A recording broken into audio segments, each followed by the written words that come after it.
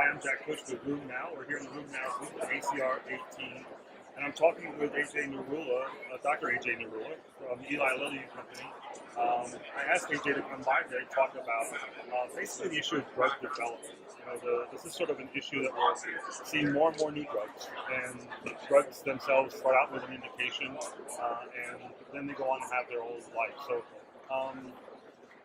Would you tell us your approach at Eli Lilly on drug development, just in general as a start, when you're looking at, we know phase 1, phase 2, phase 3, but what's behind the scenes that maybe the rheumatologist doesn't know about? Yeah.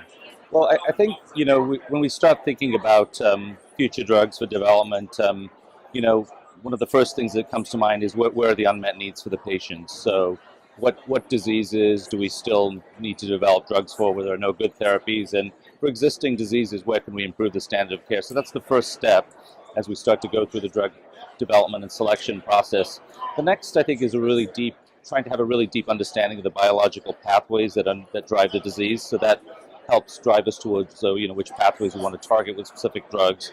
And one good thing now is that we have developed some therapies already in rheumatology and autoimmune diseases. We can now go back to some of our biological samples from previous trials, and we can probe which pathways are amplified in the disease. That helps us pick some new targets.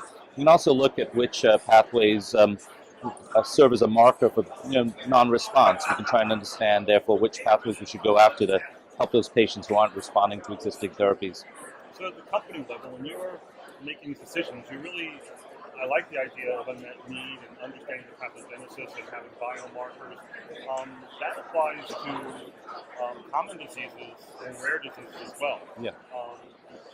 Lilly has been a leader in diabetes, osteoporosis, now rheumatoid arthritis, and psoriatic disease. And that's makes sense to go down that pathway. Yeah. How does a company consider rare diseases, orphan diseases? Because the same things exist there. There's really an unmet need. You often do understand the pathogenesis. Is that something companies are thinking more about? We are. I mean, even though diseases may be rare, for those patients, it's an important, it can be really, some of these diseases can be really catastrophic. So we are looking very closely at those diseases, again, trying to understand the biological drivers. So we look at a number of things, biomarkers, genetic markers of disease. And so sometimes we'll come up with a target that might fit well for a very rare disease, and we will actually, especially in the future, really consider studying those diseases as a proof of biological principle. And it's an important unmet need to meet, even though the disease may be rare. I mean, it's something that's important rheumatologists would need. We are all very good at the common disorders, but we have to be good at the uncommon ones as well. Right. So we like it when we see breakthrough status for orphan conditions, absolutely. things like that going on. So once you take a product to market, as you recently have, it's an exciting time. There's a lot of opportunity for education and whatnot. The growth of a product I've seen over the years is often dependent upon the first indication, but also then subsequent indications. Absolutely. Yeah. So, is there a strategy involved in basically finding your audience, finding the best patient? Maybe your primary indication for a new drug, let's say, is rheumatoid arthritis. Yeah. Finding what's the subset of rheumatoid arthritis, and then are there other diseases? So, what's the strategy or the thinking there? Yeah. I mean, obviously, as we develop a drug, there tends to be a lead indication, but after you've got a proof of principle, a proof of concept with that lead indication, even before a drug comes to market, we start thinking about where else it could go and where else it could help patients, and so that process starts early.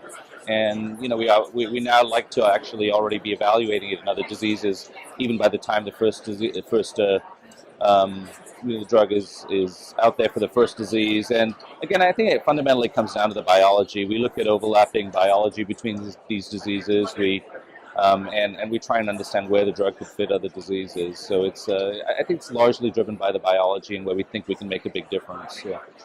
It also, to me, seems like it's often driven by anecdotalism, meaning that, unbeknownst to you or even without your plans and checks, people start trying other conditions and you discover that IL-17 inhibition might work in something else, or the JAK inhibition works in alopecia areata, for instance, things like that. And then, obviously, there's probably investigator-initiated grants. Absolutely, like that. yes.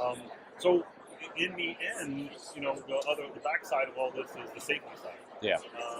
And has the FDA changed much of what it's done? Have REMS programs become important to every company and every product, or only some companies and some products?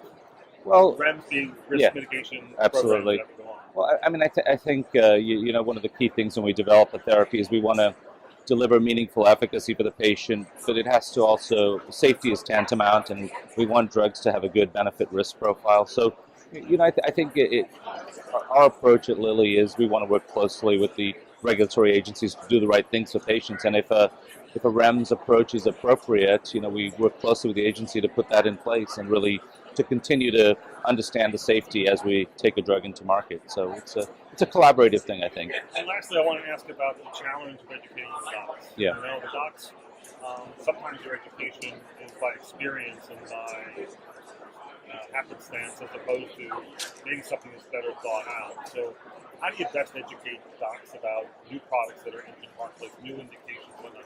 They'll hear it. Yeah. Often, they're very comfortable in what they're already doing. Yeah. They've already got a few other drugs that they can use. How do they get knowledgeable about a new product when it comes to market?